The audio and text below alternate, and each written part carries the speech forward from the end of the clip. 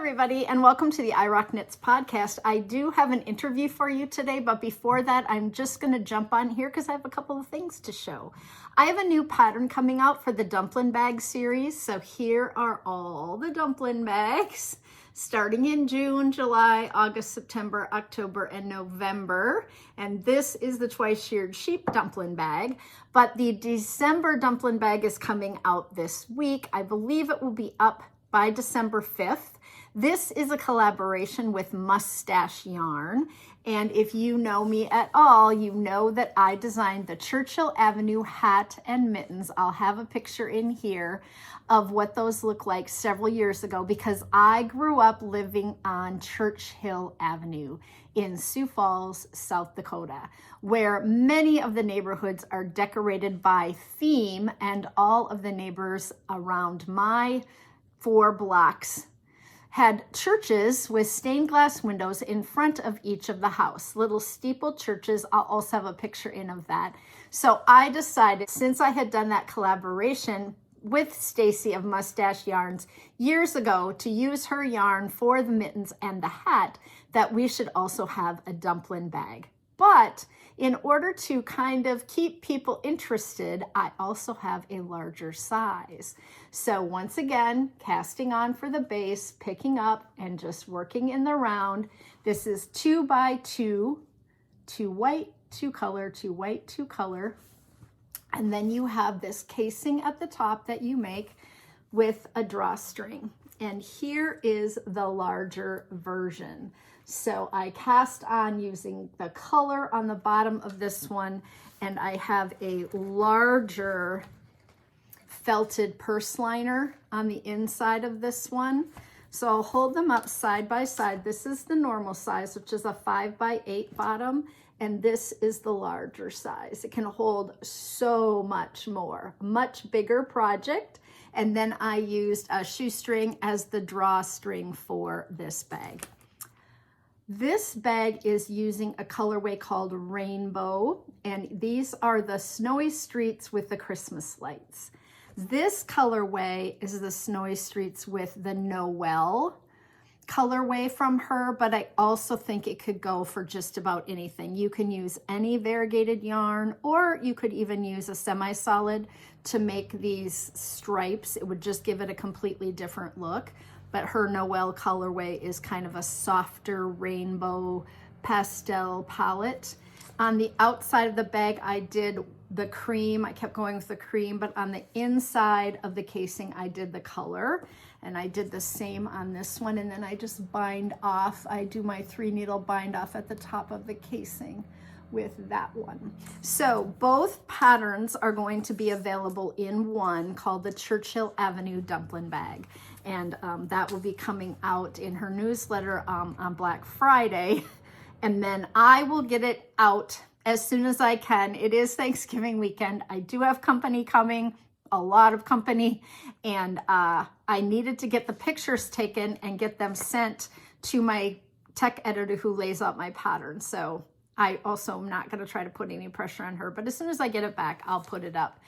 If you are a Dumplin bag devotee, you already have all. And each month a new one will come out through next May. So there will be 12 total bags, and then the specialty bag that came out with twice sheared sheep. I also wanted to let everybody know that I did a reprint of my Knit Words book, the soft cover. When I go to teach, I always have people ask if they can still purchase both of the books that I've done, and the Minnesota 52 book is out of print. But this one is still available, and I just got a whole nother shipment of books from my dear friend Amber, who did all the photography for this during the pandemic for me, and her daughter Heidi, and her friends, her niece and their friend. And so I did order another shipment of these. So if you want the soft color cover book, you can still get that on my website. The cost is $20, and you get all 8 patterns. And a PDF download code is included in the front cover here so that you can have it on Ravelry if you like. So I don't always have these in stock. I just finally did another printing of all of those. I think I'll save the rest of like what I've been watching and the books I've been reading. We had a really small group for knit night this month for my Patreons, but it was lovely to chat, and I love just sitting and knitting in the evening.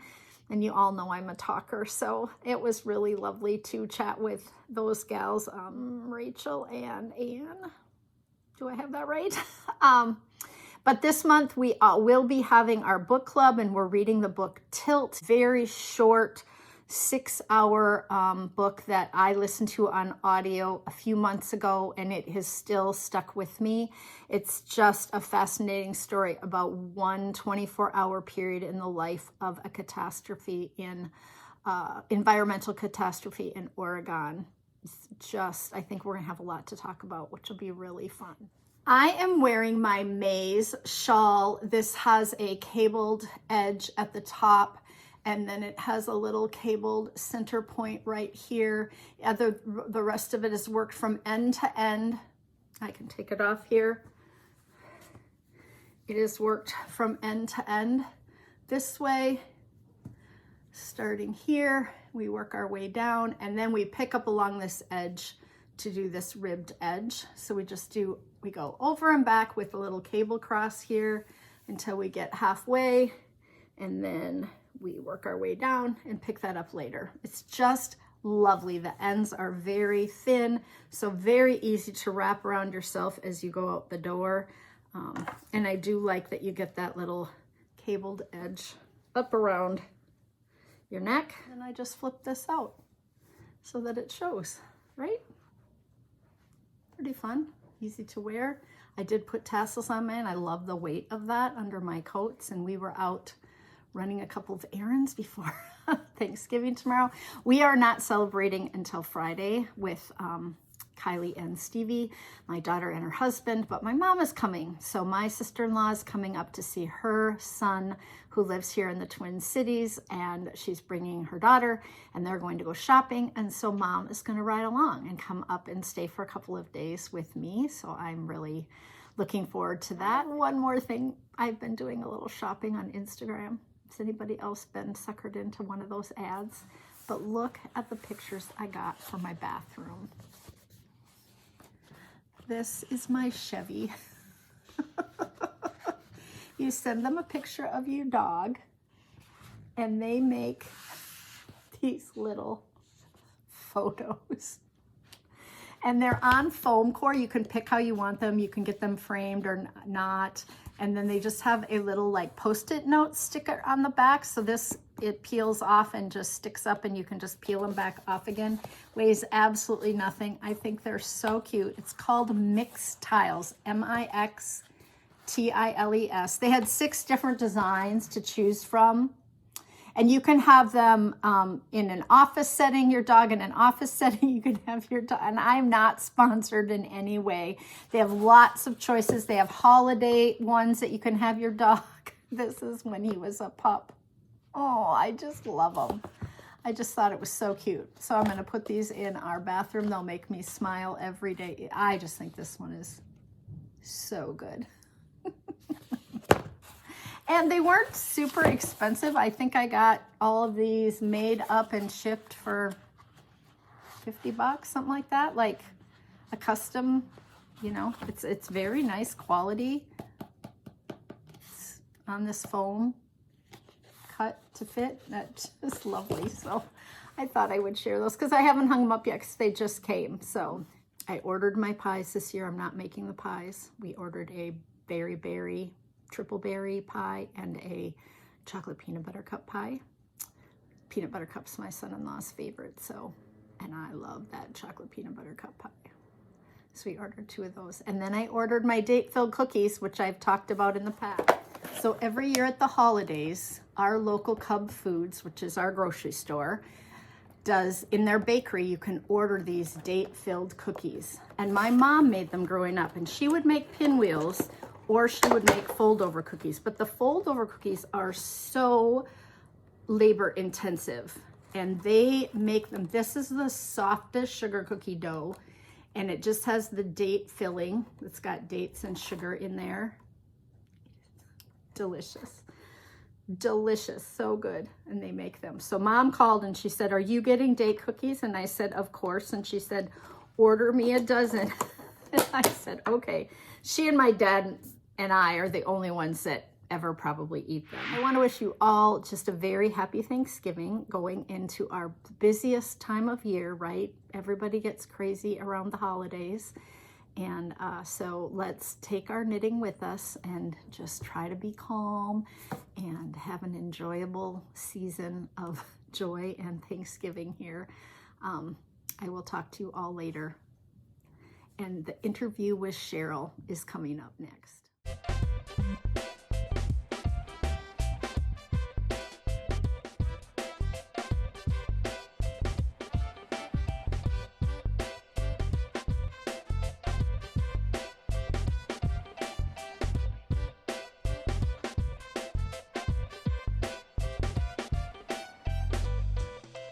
Hi, everybody, and welcome to episode 187 of the I Rock Knits podcast. And I have a dear friend guest today. I met Cheryl Lampard in Pennsylvania 2 years ago at Yarn Fest when I was teaching in a class, and we had an amazing time together. We were kind of soulmates. We were just laughing and having a really good time. And look at us. We've got well, my hair's not spiky today because I was out in the wind, and we've got the fun glasses, and she's a fashion diva. And so I was like, let's get together. So the next year we went to dinner. And now Cheryl is a teacher and has owned a yarn store in the UK. And as soon as I allow her to talk, you'll notice that. But welcome, Cheryl. I'm so glad you're here. Thank you, Cori. Thank you so much for having me. It's a pleasure to be here. It really is. Yeah, we have become internet friends, kind of. We have. Interesting. We've been together in person twice. We went to dinner, and then I suggested that she also start teaching. She's got a very interesting journey of teaching online during COVID. So why don't you start by just telling us a little bit about when you learned to knit and your previous time before you moved to the US? Sure. And I'm sure you're the same here, but I can't actually remember learning to knit. It was almost as if it was in my DNA. I had a grandmother that knitted, a mother that knitted, and I was around fiber and fabrics all the time. So I do remember I can have a visualization of myself at about age 5, trying to do something on the needles. I guess I was bought one of those little kiddie kits, to have a go with. And I just don't remember ever learning. I mean, obviously I did learn, but it was grandmother and my mother that taught me, and I was addicted to it, from a very early age. So but that would have been when you were living in the UK, correct? Yes. Oh, yes, absolutely. Yes, I didn't move to the US until 2008, although I'd been coming here because I met my husband to be then in the UK, and then we had this transatlantic relationship. And so when we got married, when we got engaged, I thought, well, one of us, we probably better be on the same continent if we're going to make this work. So that's what happened. So did you then knit things as a child and as a teenager and wear them, or were you just a side knitter, occasional knitter when you were young? Oh, all the time. I mean, everybody or everything. And if we didn't have a dog, but if we'd have had one, the dog would have been wearing something I'd have knitted. Everybody got something, whether they wanted it or not. And I loved it. And just shopping for yarn was a real thrill. And I loved it. I mean, my grandmother still knitted great things for me, and I sort of learned from her a great deal. Whereas I probably learned more sewing from my mother, but certainly my mother was there to help me out if I ran into problems. But if I may tell you one funny story, I remember knitting my dad when I was about 11. Knitted ties were very cool and trendy. And he had mentioned that he might like one. So I knitted this fine fingering weight tie, and it was just a straight tie with a very narrow back, and it took ages to do because it was in seed stitch and the back was slightly different. Anyway, I knitted this thing and it seemed like I was knitting it forever, and he of course made all the right noises when I gave it to him. He was thrilled to bits, and off he went to work one day wearing it. And it didn't dawn on me until some time later that I'd only seen him wear it once. And when I questioned him, he said, well, the back, where it got thinner to go around the neck, and then the the back piece was sort of 3 times as long as the front for some reason. I don't know what I'd done. So he had to wear the long piece sort of tucked into his trouser leg. So it wasn't the most comfortable tie to wear. But I said, well, why didn't you tell me? I could have unraveled some of it. And he said, oh, I didn't want to upset you because I knew how long it had taken you to do. But yeah, that was the story of my dad's knitted tie. And then you early on went to college and or you did something in business before you owned the yarn store. I don't Yes, tell me. I sort of I went to well, I actually went to secretarial college. That's what it was. That's what we had at the time in Yep, the yep. UK. And I was a my shorthand was pretty fast, and so was my typing. And so I had a I won't call those a career path, but that those were jobs that I Yeah. had. And so yeah, secretarial college was I would never knock it because it was a great grounding for me, and it gave me an income, Yeah. throughout my life. So I would never knock it. And I met some great people on the way.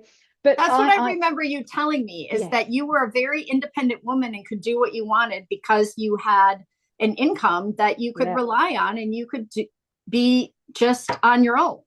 yeah. So yeah, and so it was a very important factor, and I'm very grateful that I did do that. But I always had a longing to sort of be somewhere in fashion or I started working for a company called Tie Rack, and they made silk ties, but they were very clever. They were in the Guinness Book of Records at one point for having selling the most. They got the most revenue for the square footage because what they did, and I hope this resonates in the US, but London and mainline stations, the UK has a very good train network, Yeah. and people rely on it through to get to Yes. work, to visit, whatever. And certainly the big city stations, there were always little kiosk shops. It might have been a tobacconist or a newsagent at one point, but now you had these odd shaped little kiosks. But Tie Rack worked out that you could fit in a lot of ties in a short, a Oh, small area. And it was perfect because guys would come into London or Leeds or Scotland, wherever they might travel to and from. They might have had a coffee. Oh, spilt the coffee on their tie. Oh, need a new tie before they get to the office. So that was a huge thing. Anyway, I went to work for the head office again as the executive assistant, actually, to the MD at the time. And I thought it was so exciting. They were franchising like crazy, and it was such an exciting time to be part of it. And as I worked there, I kind of thought, um, maybe I could go into retail. I kind of like this. Anyway, a long story short, I spoke to one of the franchisees who he actually ended up being my husband, as it turned out. But I, but not at the time. But uh, I spoke to one of the franchisees because he said, "Well, you're very creative. I get the feel that you're very creative. Why don't you? Is this what you want to do?" I said, "No, I would love to open a yarn store. I'm a big knitter, and the thing is with yarn stores, a lot of people have a completely different view of them as to fabric stores. Fabric stores are sort of cool and trendy, and yarn stores aren't always. And at that time, they weren't. I said, so I would love to open a yarn store, but I really don't know how to go about it. And I would get overwhelmed by it. And he said to me, and I've never forgotten it. He said to me, why don't you just phone 5 of the biggest spinners in the UK and they will send you tickets to come to the big yarn fairs every year. And there was always one in the sort of the north of England every year, a huge one. Um, and he said they will welcome you with open arms if you're thinking of opening a yarn store. So just see what's out there. And that's what I did. And literally everything after that was bite-sized chunks for me. And yeah, that was really where I started. It was just somebody saying to me, break it down into bite-sized chunks. Start with contacting the 5 biggest spinners and see go from there. And Yeah. that's literally, otherwise, if he hadn't have told me that, I don't even know if I would have done that, So when was this? What year? And where did you open? And what was the name of the store? Right. So this is going to date me, but okay. We're all older here. It's fine. Yeah. So this was 1987. And I mean, I started thinking about it in 1986. It took a year to get it off the ground and open it. So it was 1987, and it was a seaside town called Brighton, which is a very sort of contemporary town, and it had earned a reputation for being, a little bit edgy. And it was one of the first seaside towns that the Victorians built a railroad to. So the wealthy of the day back in Victorian times could go down to Brighton and take the waters. And in fact, there's a famous Brighton Pavilion, which is a very quirky looking building that was really just not far away from where my store was. So a lot of and I forget which George I should know my British history, but I think it was the son of the King George, who was known as the Mad King George because he had a disease. But unlike his father, the son was a bit of a wastrel and a womanizer, so he spent a lot of money and on the Brighton Pavilion being one. And but anyway, the pavilion remains. So it's a very kind of quirky, contemporary, edgy town. Lots of tourists, lots of people that live there, and a fun place to be. So it was the perfect place, really, to open a yarn store. And so, did you have to move there? Yes, I did. Yes, I sold my little apartment in London, and I moved there. And so, how far away was it from where you had been living? Kind of 50 miles, I guess. Okay. 50 miles. Yeah. Okay. But very doable. I mean, very doable. Yeah. But different. I mean, you had to uproot yourself. I did. Find a place to live, and did you find the shop space first and then decide that that's where you're going to have it, kind of? I once I'd sort of honed in that Brighton would be a good place. I can remember spending many days in Brighton, sitting in a coffee shop or sitting in various coffee shops, just literally counting the footfall of people, how many people went by, and did they go down this road to shop, or did they just use it as a cut through? Right. Because it's one thing to have tons of people walking by, but if they don't stop and shop, right. And, so I opened in a place. It was called the North. It was called the Lanes, the North Lanes actually. But it was a good sort of.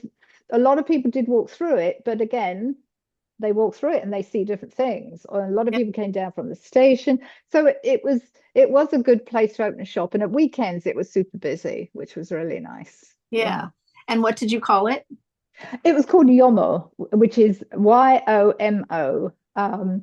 But it actually means, it's Japanese for wool, and the actual translation is hair of the sheep. So yeah, I remember you telling me. I couldn't remember the name, but I remember you telling me that. So you had the shop for a number of years, and you knit amazing things back in that era that new knitters today wouldn't recognize, but I did. Like, you sent me photos of your windows and things that you had knitted, beautiful intarsia sweaters and things that were just so ahead of the time. For a lot of knitters, were knitting things that were definitely fancier than what we knit now.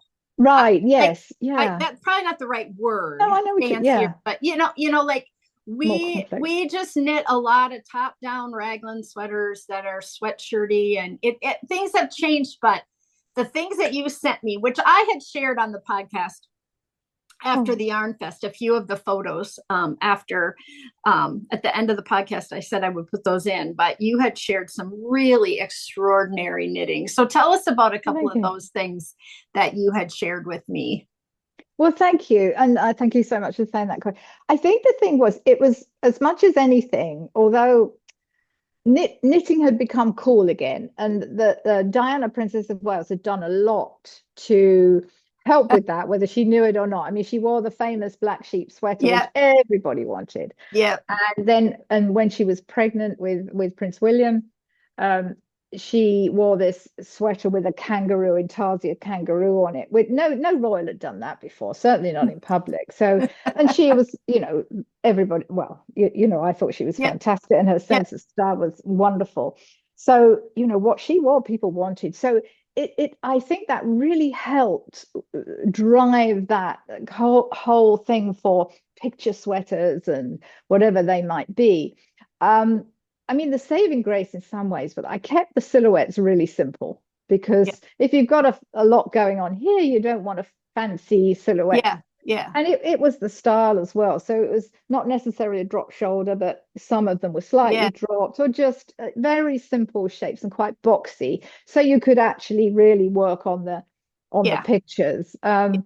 And of course we didn't have computers then to plot things out. So I used to use ratio graph paper, the knitted Yeah. graph paper, and colored pencils. Me And too. Oh my gosh, me too. yeah, I still have graph paper in my I do drawer. too. I do. Today, a knitter would be like, "What are you talking about?" So Uh, I used to sort of come up with a design. And my father was very good. He should have perhaps been a graphic artist in a different life, but I would say to him, Dad, can you kind of get this bigger? This is what, and he had, I forget what he called it, some kind of device where you could sort of trace it around and the thing would scale up.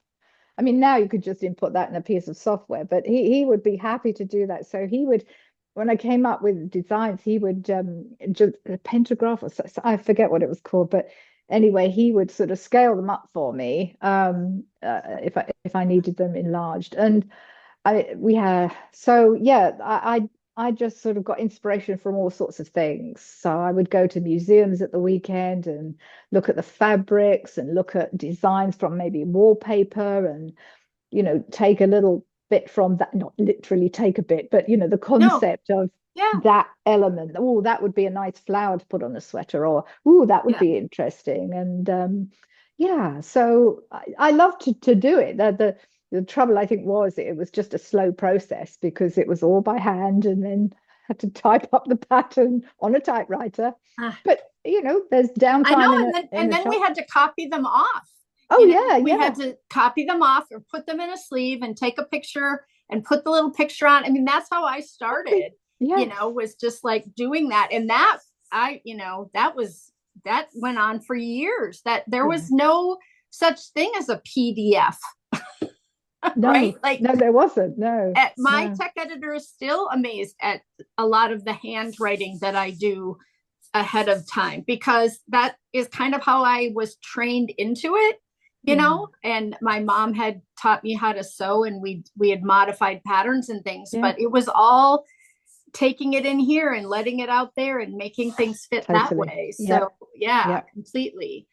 yeah. Um, and did you have like a community of people then that really were knitting a lot and shopping at your store, like regular customers? And I Yes. don't know enough about the yarn stores in the day, and if they were doing things like knit nights and getting together like they do now.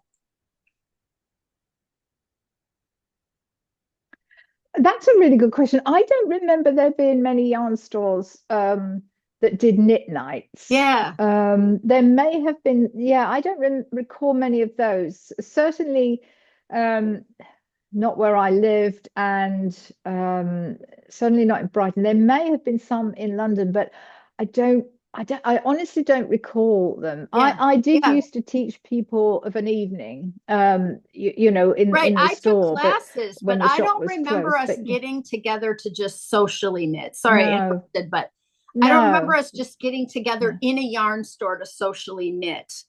Early on, no. I was, relearning how to knit and starting to really knit a lot. Now they want you in the store more Yeah, because you buy. of So course, of they course. figured that out, and Yeah, not just this. once a week, once a year you take a class. We want you here all the time, all Yeah. the time, as much as you can. Exactly. Yeah. No, I mean, I wish I'd almost thought of that really then, but it just wasn't the norm. So I doubt that we would. Yeah, I don't know if that would have been got No. traction, but and to be honest, by the time I'd done 6 days a week in my shop, I was pretty tired Oh, anyway. absolutely. So I don't know how some of them do it now when no, they have weekend hours and night hours, and yeah, they just have a couple of employees to cover all of that. yeah. It's people ask me all the time, why didn't you ever open a yarn store? Because you would never get to knit. Well, Like, that's the thing. Funny you should say that because I wanted to knit everything myself. And certainly when I did a new design, of course I did like samples, but then I actually realized this wasn't possible. I just couldn't knit it all myself. no. And we were taking orders for garments, and I had to recruit a number of knitters. And that was an interesting surprise to me that people would come and say, well, I'd really like to have that.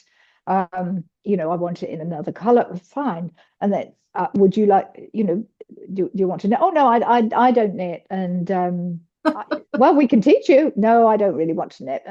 But I would like that. Okay. So the actual knitted garment became, an important part of our sales. And I'm grateful for that, very grateful.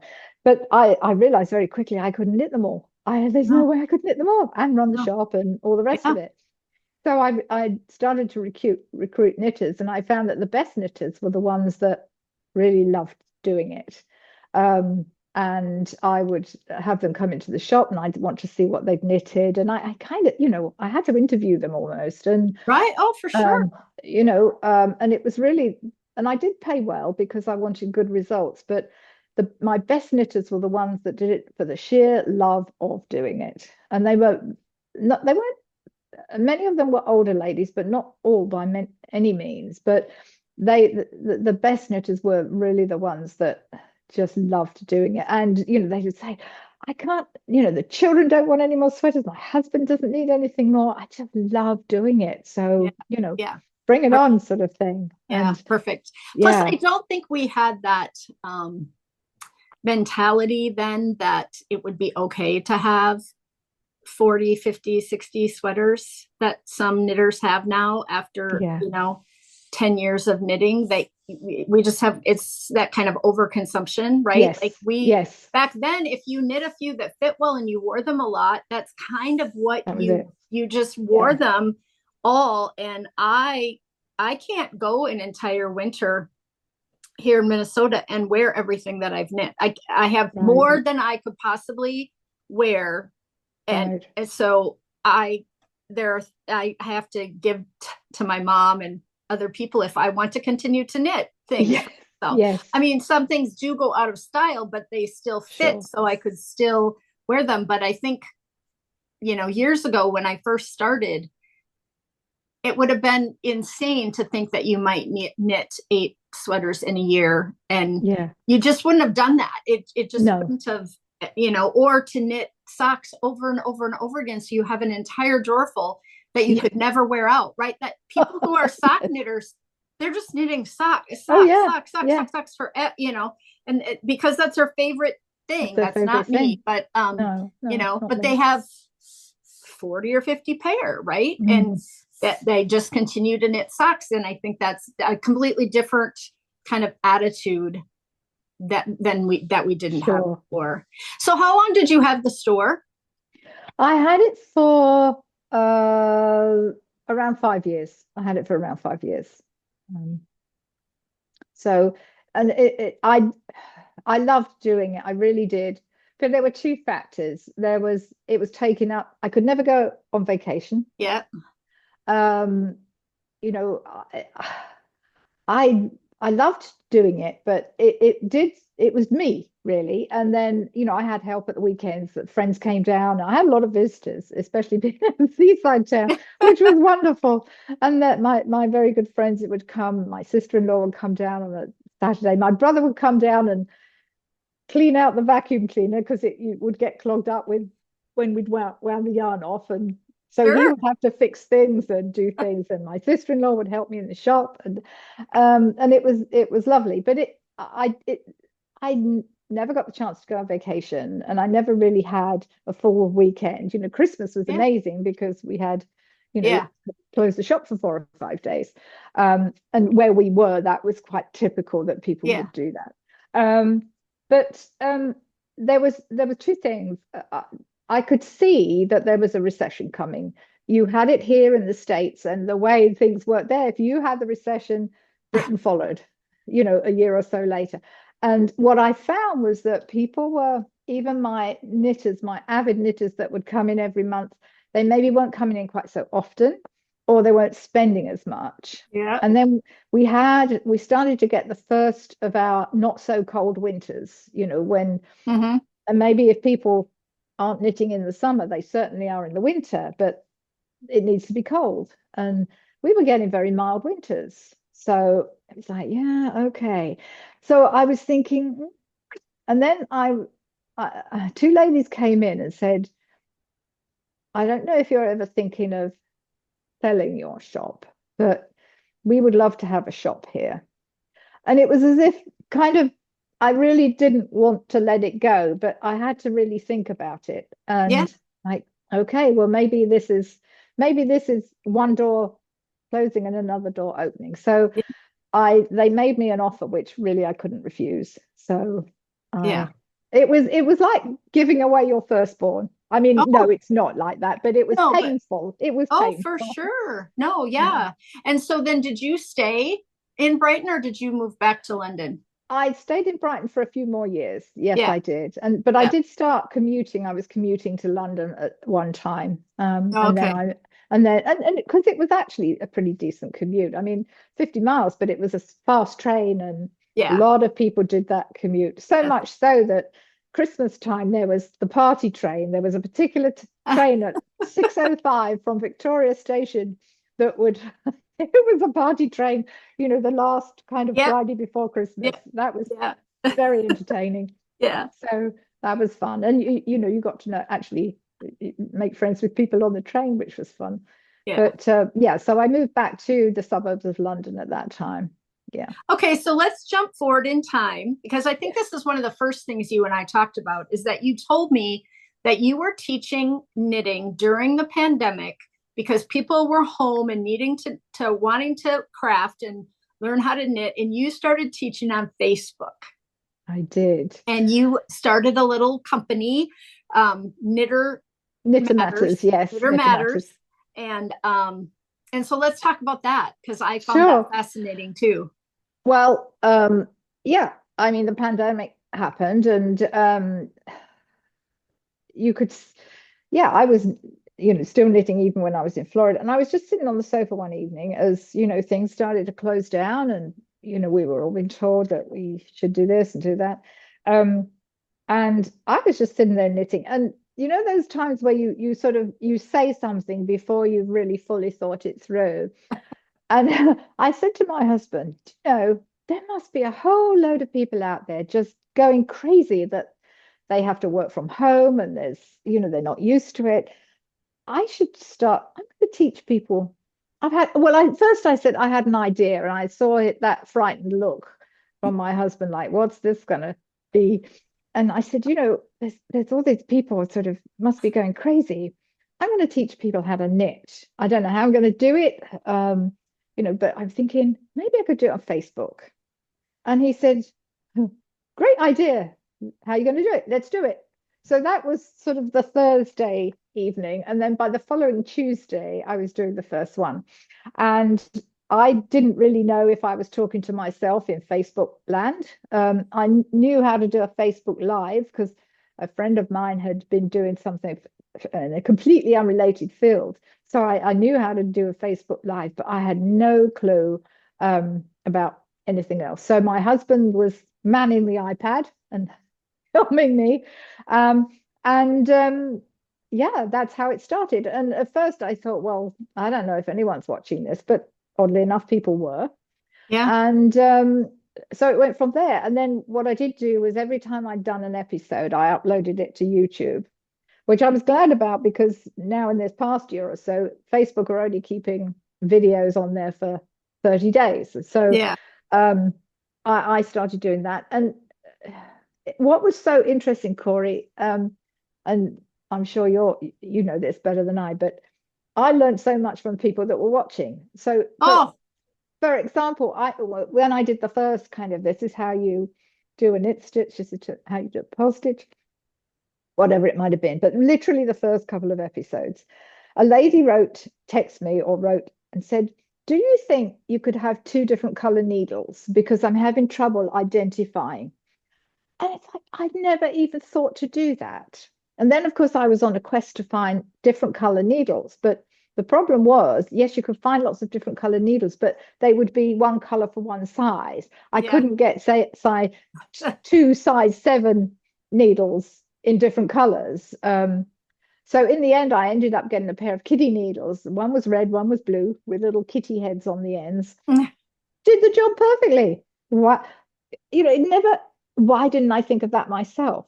But I just hadn't. So that was really very insightful to me, that, when people ask questions, I love it, because it makes me better at doing those things. So could you be interactive in the moment? Yes. Because were you recording them, but were you doing it live as well? I was doing it live. Okay. Yes. Okay. So people could tune in at a certain time. Yes. Got it. Okay. They tune in at. We started doing it lunch times, and then as the world started going back to work, we moved it to the evening. Which didn't please some of my UK friends, because the lunchtime one was great for them because it was while they were cooking dinner or just settling down with a cup of tea or something. Whereas doing it in the evening, it was kind of midnight for them. But then the replay was there the next day. Yes, they said, we like to watch it live, but that's okay. But being interactive, yes, I could do that. But here was my issue with that. To have done that really well, I needed a second person, maybe, because there's a bit of a delay, not much of one, but I also needed to have either an iPhone there or an iPad, and to see who was popping up. So sometimes I would catch people and be able to say, oh, hi, Cori, nice to see you, or answer their question. But it became, if you're trying to make sure you're in the right, your hands are in the right place, you're demonstrating the right thing, then you're also trying to keep an eye open here for somebody asking a question. That became a bit difficult. So what I would do, I would say to people, please, if I catch your question while it's coming up, I'll obviously answer it. But if not, I'll answer it afterwards, because I would always look through afterwards, and then the questions would be there. But that's true of me when I teach on Zoom now. Sometimes you're in the flow and you're trying to teach something, and then the chat's going. And so I do like it when they have a monitor to monitor the chat and say, hey, you have a question, and to say it out loud. So a lot of times now on Zoom, I just have the people unmute themselves and blurt the question out so that I'm not because trying to keep up with it. It's nice to do it in the moment, because you're on the thing and they might be struggling or whatever. But it is still hard. I still don't love teaching online on Zoom. Right. Still, I am a much better in person. I try to tell the Zoom people that. Yeah. How much better in person. But but if for people who I'll never get to their area, or they want to take a particular class, it's the best option that I have, for sure. It always sent my stress levels up higher than they probably should be, because there was always that thing, I've got to, if you keep quiet for what is only a couple of seconds, it seems like forever, doesn't it? Or suddenly your mind goes blank. It seems like minutes, and it's really not. But there is that awful, my mind's gone completely blank. What was I going to do next? Or a needle would go flying across the room, or sometimes I do remember quite early on, it was fine when my husband was there with the iPad, but I couldn't rely on him all the time, because he had things to do. So there was I had to learn ways of sort of moving the thing, and some of them are a bit clunky, but I also then had to check that my hands were in the right place. Once I'd moved the camera, where are my hands? And of course, you're doing this, and then you're looking up and you're thinking, oh, I'm off the edge. So at one point, I used dressmakers tape, very fine tape where they mark it on a mannequin where the lines are to go. Yeah. And I thought, oh, this is great. I mark out my area where my hands have to be, so I know at any time, as long as my hands are there, it's in shot. Well, that was great until what I was knitting or demonstrating started to peel the tape off, and then I ended up with tape all over my knitting. It's like, oh, and I thought that was such a good idea. But people didn't seem to mind when, I messed up, or if there was almost that, not that they were happy that you made a mistake, but they're with you. They're not, they understand that it's live. Things go wrong. Yeah, absolutely. That just happened to me. Yeah. I was just doing a video tutorial for a new pattern that's coming out, and I was editing it this morning. And at one point, my hands were just kind of eking off further and further to the side. And I went and enlarged it, but they're still off to the side. And I'm like, I'm not going back to redo this whole thing. It's one section of it was a 10-minute video tutorial, and it's about 20 seconds before I realized that I needed to scoot them back over, but I was talking, so I didn't want to cut it. But people, I don't think people will be upset about that. I mean, I don't think I'm going to get a negative comment about that. So how long did you teach on Facebook? Well, I did it for I did it for 4 years. So 4 years, and the only reason I didn't. So at first, I was doing it every week, and that became quite onerous. And I fell foul of I've got to pack a lot in, which actually, I made a rod for my own back, because I could have split those up easily into shorter segments. And with hindsight, that would have been a better thing to do. But I felt, I've got to show people a lot in half an hour. And of course, if you're preparing samples to show them what you're going to do, that takes an awful lot of time beforehand. So I found it quite onerous to do it every week, and then I went to every other week, and then I ended I sort of put it on hold for a while. I had a breast cancer diagnosis in 2022, and all is good, but while I was having surgery and things like that, I wasn't sure, I didn't want the added stress of sort of having to do that, so I had a bit of a break. And then I thought, well, maybe I just don't do it so frequently, because what I found was people were still watching the YouTube videos, because not everybody's going to be able to watch it live, and you don't know if you want to watch something unless it's something you want to learn necessarily. So there's over 100 videos there. I haven't done an actual Facebook Live for a little while, but I am rethinking. I do want to get back to doing it again, but I am going to change the concept of it. How that will be, I'm not sure yet, but I do get people saying, oh, we missed the Facebook Lives. So, well, I do think we have to continue to kind of reinvent, because it gets old. Like I did my podcast for 6 years, me talking to the screen, and then I was getting bored, and I only do it every other week, and it's still a little onerous. Like there are still some second weeks that I get to and I say, I don't have enough content, I don't have enough time, I don't have enough energy, or whatever, which is why I started adding, having a second person to talk to occasionally is so nice. Just like, it's not just me talking about my knitting and my stuff, and and so I do think you kind of have to reinvent. You cannot keep doing the same thing forever, even if you have new content to give, right? And eventually I would like to put some of my classes online, but that would take a bigger setup than what I have right now, right? Like then I think you start getting in a little bit more professionalism and better cameras. And I'm still talking to my iPad.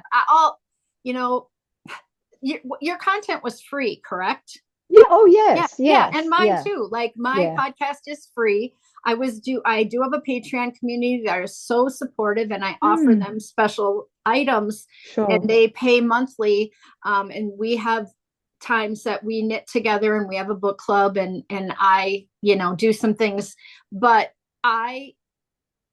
most of my content is just still out there for free. And so there's a big part of me that says, you can't complain, right? Well, and I my think viewers can't complain if I'm giving it to you for free, and you can turn it off at any given time if the subject doesn't interest you. I'm just going to say that now I have hitched Cheryl to my star.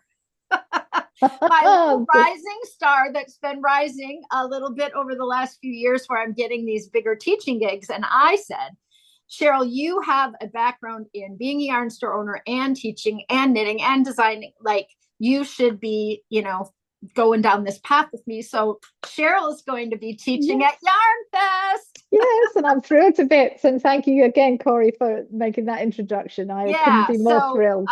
Now Cheryl and I are going to become a team, and we're going to just travel together. Yay! To apply. And so I introduced her, and to Sandy Rosner, who was on the podcast. I had Sandy on the podcast, and she talked about her multiple jobs that she does in the knitting industry. And she owned a yarn store in California for about 5 years. So I introduced her to Sandy because Sandy is the educational director for Yarn Fest, and she helps set up all the teacher contracts and those kinds of things. And they have just now recently asked me to teach on their Yarn Fest at Home platform, where they set up a class or two on Zoom, and Sandy comes on with you and makes sure your tech is good, and then you get to teach. So I've been kind of plugging this Yarn Fest following for people, just to say, hey, Interweave is really trying hard to still have an education platform for knitters out there, either knitters at home or knitters in a location where they have a big venue and they have different vendors come in. In the past, they have had Bead Fest and Quilt Fest and Knit Fest, and what else have they done? One other jewelry. Anyway, but they bring in multiple groups of people, and so sometimes the vendor market is not just yarn and knitting. That's just what I'm trying to say. So sometimes the vendor market in Pennsylvania has been really heavy beads the last couple of years, like almost all beads.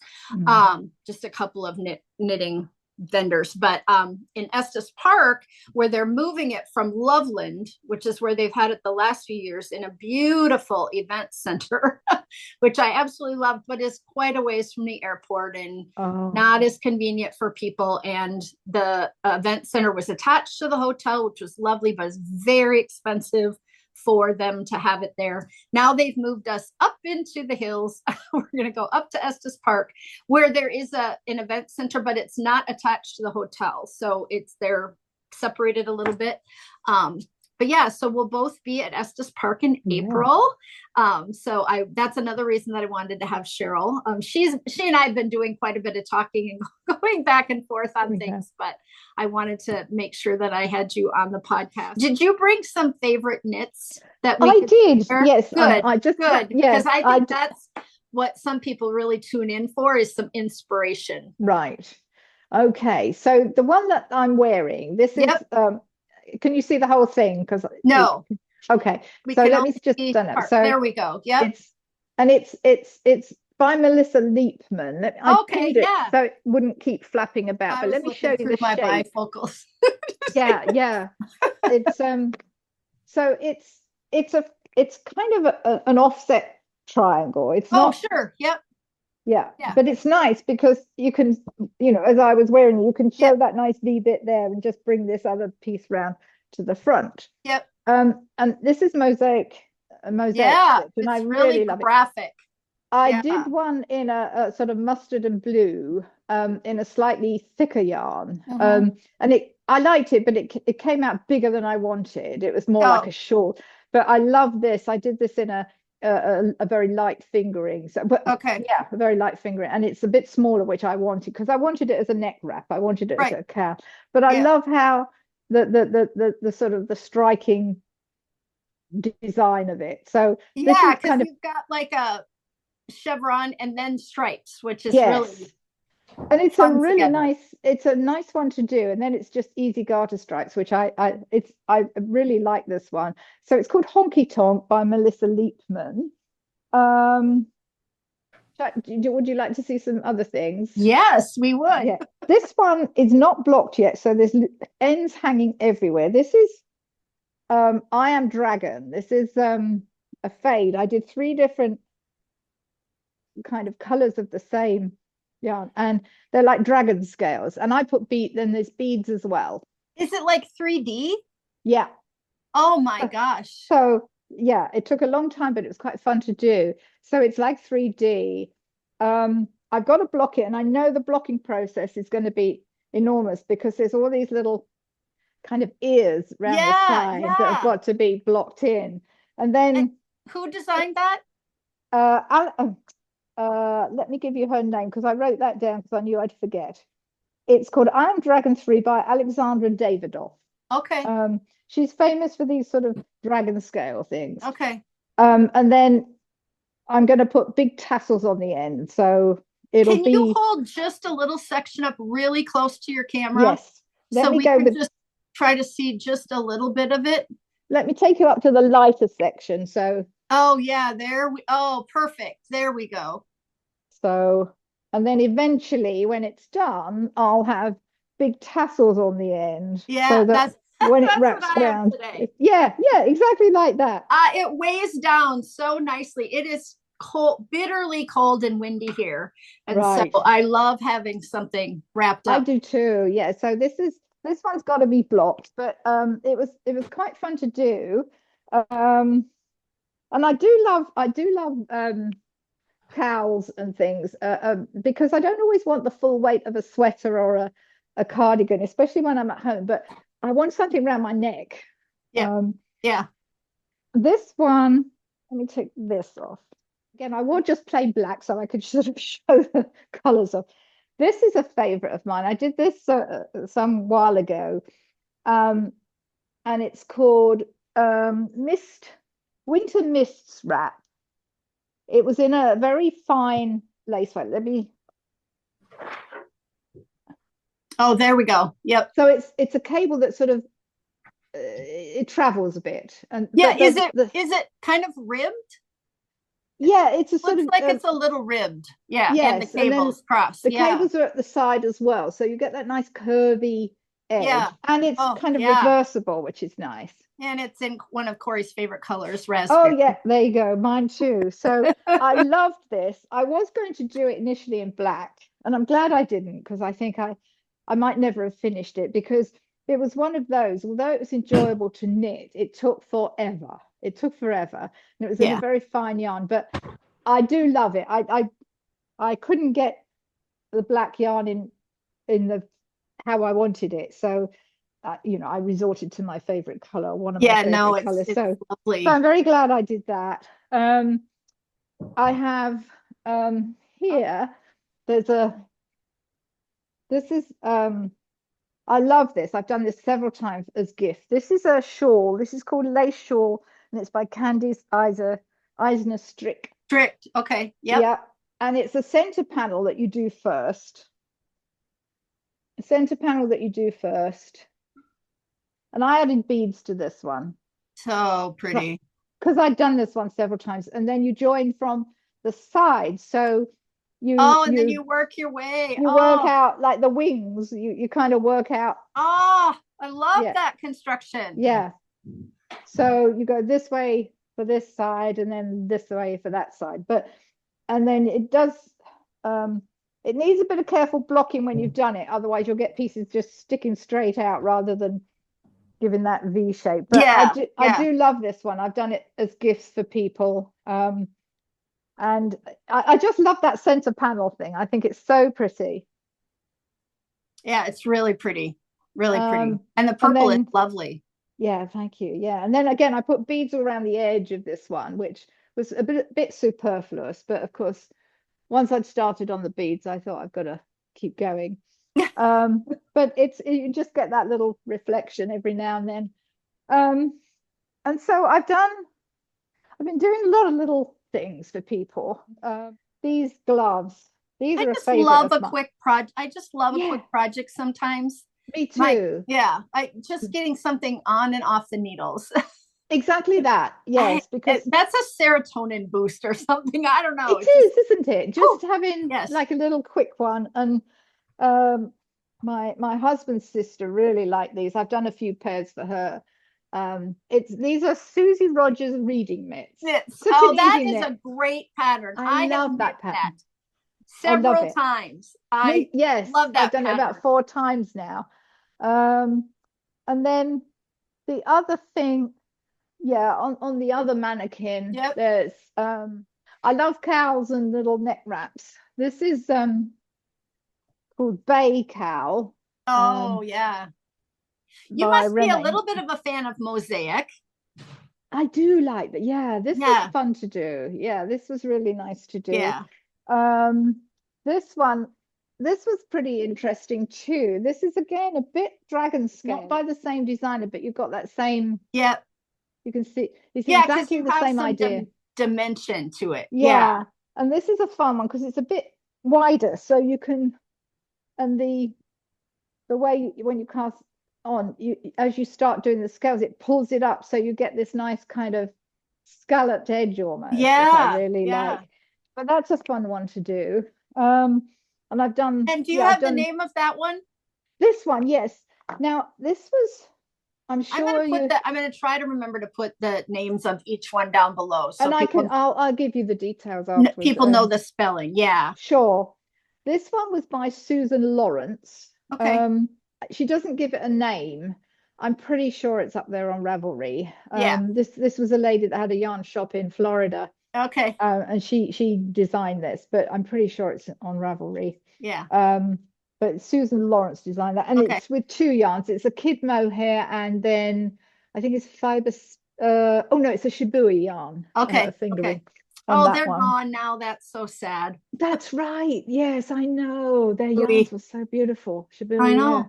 I know. Yeah. So, and I'm. What's on my needles at the moment? My big project is my poor husband, who is his sweater. His sweater, yes. Finally getting there with the sleeves. I'm on the sleeves now. But yes, you have to finish that so he can wear that this winter. I know. Yeah, I'm almost there. This is a lovely yarn by Noro that I'm doing it in. Hold that up closer so people can see the color palette. Yeah. So it's like a color changing. Turn that ball so we see the top. Yeah. There you go. So you can kind of see it's a color changing, which you were kind of bummed about because he picked it, but it's kind of distorting some of your pretty knitting. Yeah. Right? Like you can still tell that it's textured, but with the striping that it did, you think it would have looked better in a more of a solid. That's kind of what you told me. But if you have someone who decides that they like a color palette, you got, like my husband too. I knit him a whole sweater in kind of a green and he never wore it. And so I gave it to a yarn dyer and they dyed it dark for me. I said, I don't care what color it comes back. Just throw it in the pot at the end of the day. But he will not wear this because he thinks it's too bright. Okay. And so now he has a kind of a brown, gray, black, it's hideous color, but he wears it. But because he's not a bright, and I think he's a little colorblind with blue greens. And so maybe I'll say to him, no, he'll say, can I wear this with this? And I'll be like, and over the years, I've kind of figured out that I don't think he sees greens the way everyone else sees greens. And how do you have that conversation and compare what you see to what someone else sees? And I thought it was a lovely, it was not a dark green, but I thought it was a lovely green. And he just was not, he just thought it was way too much for him. And so I had someone throw it in a pot. That was a good idea. What a good idea. I just say, if it can come back. It was a superwash merino, I think, at the time. And I just said, if he'll wear it. I probably would have worn it in the green, so I Yeah. probably could have just kept it for myself. But yeah, Yeah, my father had that blue-green deficiency. He was colorblind, but it was difficult. It was tricky because he would, yeah, how do you just know what somebody else sees? And it was right. only he very proudly went out one day and bought himself a pair of shoes, which he thought were a kind of gray color, and they turned out to be green. So Yeah, yeah, to him, they were gray. yeah, But yeah, he had trouble with, he could see bright colors and certainly yellows, but which yellow was a favorite color, and probably because that was the one that he could see so well. yeah, But right. yeah, that kind of murky, the greens and the blues would get a bit confusing. But yeah, I mean, he would see it as he saw it, and he liked it Yeah, or he didn't. yeah, So yeah, right. Yeah, but yeah, no, the only thing with this is I think even my husband, he liked the stitch pattern. He liked that kind of sort of offset cable. But when he saw it knitted up in this, he was like, we probably didn't need to have the pattern as well. No, we didn't, but never mind. yeah, never He mind. likes it and he can't wait for me to finish it. And So he easier can to wear it. knit it than if you chose black. Oh gosh, yes. I mean, it is fun actually as you see the Yes, transition because it's yes. such a It's always it's fun a to knit with color changing. yeah, it is actually, and it's not such a harsh contrast. It's not like it's completely goes from one color to the other. There's a Yeah, really no, nice they're kind of muted. yeah. Yeah, for sure. So anyway, he loves it, and Oh, we finally Cheryl, managed to I get. want to thank you so much for your time. This It's an has been absolute super pleasure. fun. I know that the two of us just love to chat. We And do. we can talk about all things all the We time. could. We But really could. that is the beauty of meeting people when you're out teaching and making some connections. I taught in Dallas, two gals. We had the same kind of experience. They were friends. They were laughing. We had this banter in class that was kind of happening. They came back and took another class. They wanted to take a class that was sold out. They couldn't get in. And they said, we're going to come and to Minnesota. We're going to have you come down. And sure enough, she flew up for my knitting retreat in November from Wow. Dallas and came to North Dakota. And we Wow. had the best time, Teresa and I, because I had met her and we just had this connection, and it was just lovely. And I've gotten to know her a little bit, and she's kind of a part-time realtor in the Texas area. Not really from the Dallas area. She's west more, but that is a benefit of getting out there and Yeah. meeting people and getting filled up with other people's stories and their road to knitting and kind of their passion around the thing that you also love. You start out with that same connection because you're all at an event together. Yeah. So yeah, this has just been really fun for me. I know people are going to love listening to your story and what you have to say and your experiences, because I think we're all in the US a little, enamored with the accent and thinking of the UK and London, and as are people elsewhere about the US, right? Of course. Yeah. I just think that that's a lot of fun. So thank you so much for your It's time. And been a real pleasure. Thank you so Yeah. much for having me. I couldn't be happier. Thank you. all so right, much. we're going to say goodbye. Yeah. Bye, friends.